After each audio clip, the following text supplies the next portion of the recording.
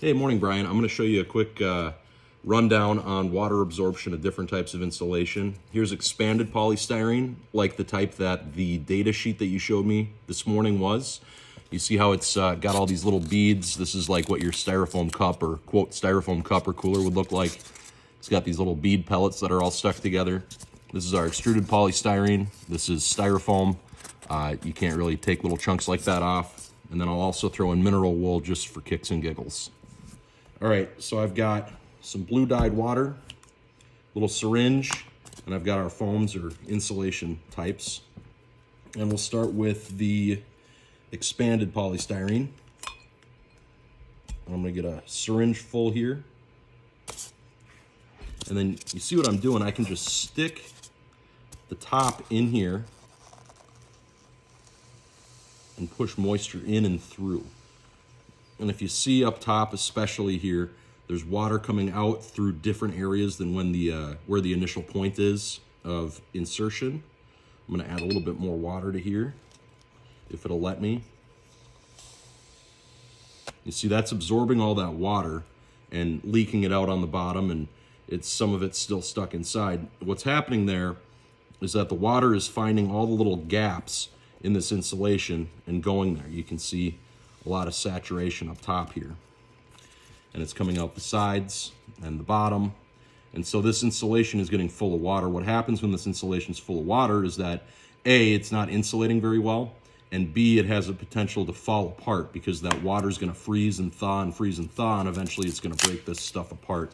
There's what the inside of that looks like with a bunch of water.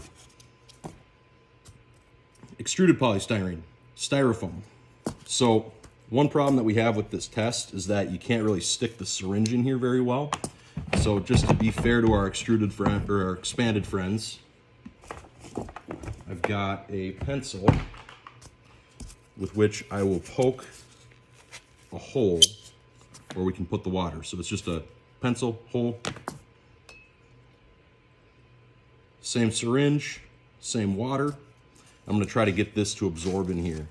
And see what happens when I spray that in there. It just sprays right out because this is a fully closed cell foam and there aren't gaps in between the cells.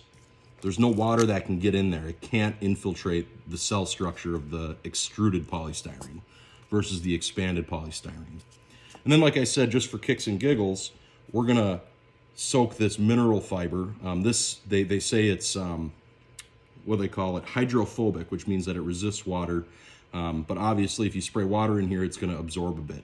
So I'm going to put it on this puddle that already exists and see if we can sponge some of that up.